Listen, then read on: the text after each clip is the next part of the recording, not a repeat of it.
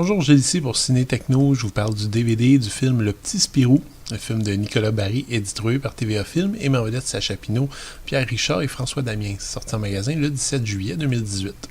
Spirou est un jeune garçon, fils d'une longue lignée de grooms. Le métier auquel il semble destiné ne l'intéresse pas, cependant. Avec ses amis, il décide d'utiliser toute sa créativité afin de proposer un petit voyage à Suzette, son amoureuse. Je fais tout de suite un aveu, Le Petit Spirou est une de mes bandes dessinées favorites, un remarquable travail de déconstruction de la figure héroïque qui mêle humour potache, caricature, humour enfantin, parfois vulgaire, parfois coquin, avec une bonne dose de nostalgie. C'est un équilibre particulier qui exploite à merveille le dessin de January au profit de petites histoires qui mettent en vedette la naïveté relative de l'enfance et les incohérences du monde adulte. C'est aussi et surtout une des BD les plus franchement drôles que j'ai pu lire.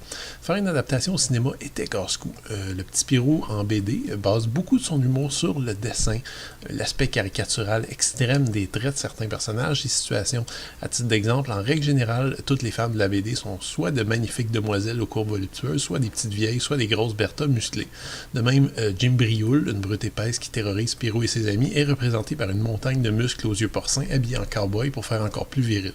C'est un monde d'extrême qui souligne l'aspect dichotomique d'un univers qui est perçu par des yeux d'enfant. Graphiquement, ça se justifie et surtout graphiquement, ça amplifie incroyablement le degré d'humour des histoires. Inévitablement, avec des vrais acteurs, on allait déjà perdre tout ça.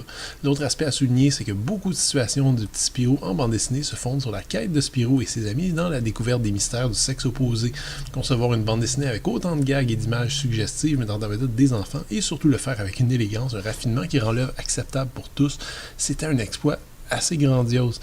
Il aurait suffi, par exemple, d'une petite dose de mauvais goût en trop et le Petit Spirou aurait dû être cantonné dans quelques pages publiées d'un numéro de Fluide Glacial. Inutile de dire que reprendre des situations aussi suggestives dans un film pour enfants, c'est un désastre commercial annoncé. C'est donc pas surprenant de découvrir que le film de Nicolas Barry est un peu beaucoup édulcoré par rapport au matériel source. Le problème dès le départ, outre les moments de maladresse évidente et d'hésitation relatives à tout ce qui concerne l'humour plus fripon de la BD, c'est que le film se cherche beaucoup. Une fois qu'on enlève au Petit Spirou son dessin si particulier, son humour puéril et toute sa volonté de proposer finalement un éditorial sur le monde des adultes qui s'adresse à la fois aux petits et aux grands, il ne reste vraiment plus grand-chose. La version de Nicolas Barry n'a donc du Petit Spirou que le titre et les noms des personnages. On reconnaît facilement certains personnages, notamment celui de Mégo, le bedonnant et vulgaire professeur d'éducation physique, incarné par un François Damiens, qui est ici presque en pilote automatique, tant on a l'impression qu'il a déjà joué ce rôle maintes et maintes fois au cinéma et à la télévision avant. On apprécie également vaguement celui de l'abbé d'Angélus, joué ici par un Philippe Catherine qui se réserve les meilleures répliques du film. Mais pour le reste des personnages, il faut vraiment chercher. Le papy de Spirou, par exemple, personnage central de la bande dessinée, joué ici par un Pierre Richard moyennement motivé qui n'a même pas cherché à ressembler ne serait-ce que vaguement au papy original. Le scénario simple, minimaliste qui tente de nous émerveiller sur la créativité et la magie d'une enfance idéalisée, avec une trame sonore féerique assez standard et des décors sortis droit d'un Jean-Pierre Jeunet, est absolument en décalage, là encore par rapport à la bande dessinée de Tom et Jean-Ry, qui n'ont jamais cherché, eux, à faire passer les enfants pour des êtres parfaits, gentils, bons et attendrissants. Bref, on finit par se demander quel était l'intérêt d'adapter la bande dessinée si on a laissé autant d'éléments de côté.